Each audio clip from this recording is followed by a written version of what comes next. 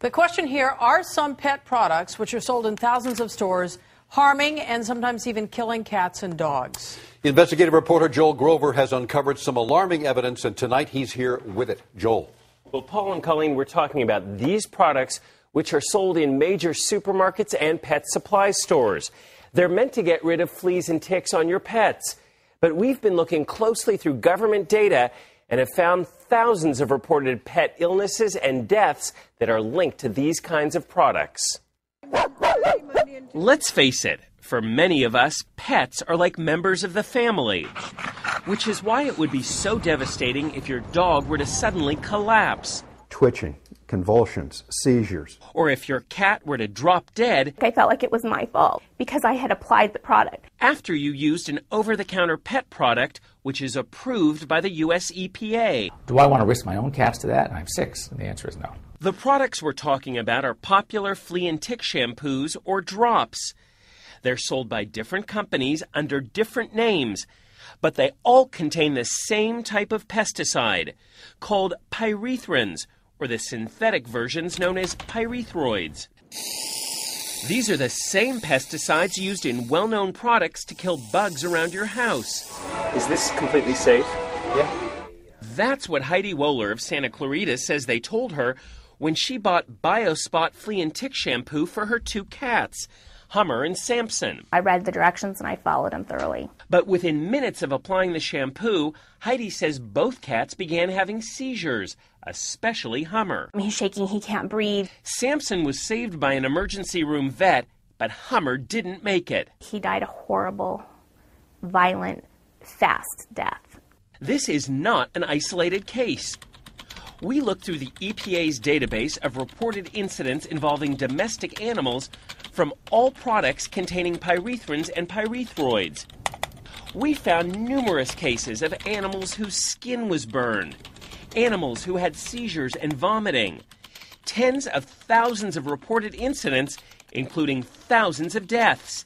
Even the EPA admits it's not sure how many thousands of animals have been harmed by these pesticides. If they're on the shelf in a grocery store or a drugstore, you assume that that's been tested and is fine. But things weren't fine when Rich Parsons of La Quinta applied Hart's flea and tick drops to his dog Duffy.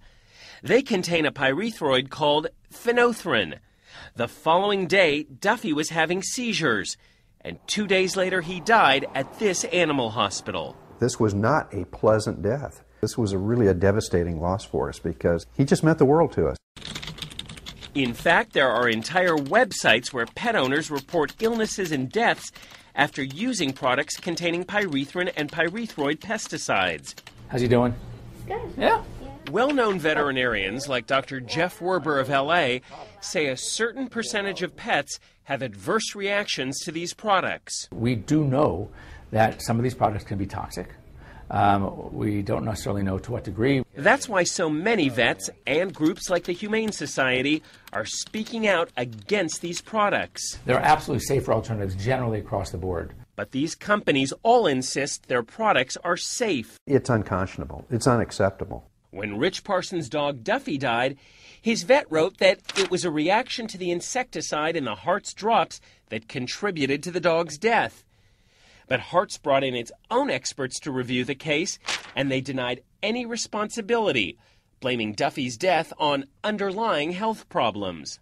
He's a perfectly healthy cat. And when Heidi Wohler's cat Hummer died, her vet wrote that based on the cat's symptoms, the pyrethrin in the BioSpot shampoo contributed to Hummer's death.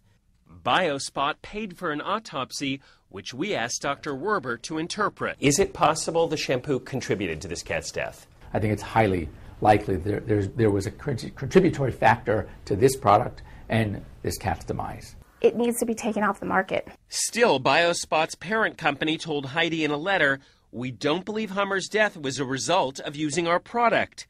But they never did explain why the cat died. Pets are part of our family, and he trusted me.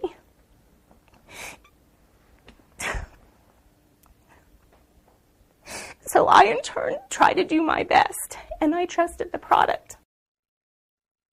The U.S. EPA tells us it has now begun a major review of these flea and tick products to make sure they're really safe.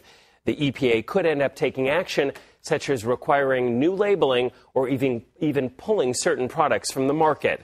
As for the companies in our story, they all claim their products are safe when used as directed. Hartz also told us its flea and tick products have the lowest number of reported adverse events compared to other brands. And Sargent says it is constantly looking for ways to improve the safety of our products. You can read the full statements from these companies on our website, nbcla.com.